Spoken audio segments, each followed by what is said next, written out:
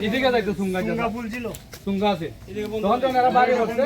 তখন সবাই স্যার এই জমি বাইরে যাইতো ওখানে ল্যাংলা যেতে এই জমিটা বাইকে হইরা এই ল্যাংলা যেত ওই যে জমি বাইরে দেখছেন আপনার ঘর দর হয়েছে এটা কিন্তু জমি আছে এবারেরও জমি আছে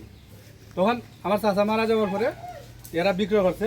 ও যে যে রাখছে স্যার বাড়ি করছে এরপরে স্যার আমি আবার ওখানে সুঙ্গা ফেলাই দিচ্ছি প্রথম যে বিটটা পড়ছে এটা নিচে এখন আমি কুদ্দা সুঙ্গা দেখাইতাম পারবো সুঙ্গা ফেলাইছি আমার টেকাইতে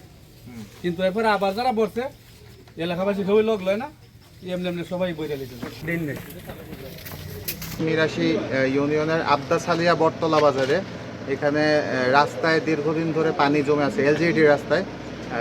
দীর্ঘদিন ধরে পানি জমে থাকে এবং হচ্ছে এখানে বাজার করতে যারা আসে বা বাজারের দোকানদার সবাই ক্ষতিগ্রস্ত হচ্ছে এবং এখানকার মানুষজনও ক্ষতিগ্রস্ত হচ্ছে এই অভিযোগ পেয়ে আমরা আজকে এখানে সরেজমিনে পরিদর্শন করি এখানে পরিদর্শন শেষে দেখা যায় এখানে আসলে এক সময় যখন জায়গাটা ফাঁকা ছিল তখন পানিগুলো সহজেই নেমে যেতে পারতো কিন্তু এখন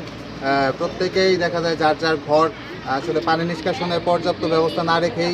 নির্মাণ করায় এই পানিগুলো আসলে আটকা পড়েছে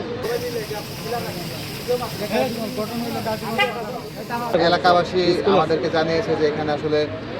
সন্নিকটে হচ্ছে এখানে মাদ্রাসা আছে মসজিদ আছে আমাদের স্কুল আছে যার কারণে হচ্ছে সকলেই ক্ষতিগ্রস্ত হচ্ছে আমরা সরেজমিন পুরো এলাকাটা পরিদর্শন করেছি পরিদর্শন করে আমাদের কাছে মনে হয়েছে যে এখানে যদি একটা ড্রেনেজ সিস্টেম করে দেওয়া যায় তাহলে এই পানিটা সুন্দরভাবে চলে যেতে পারবে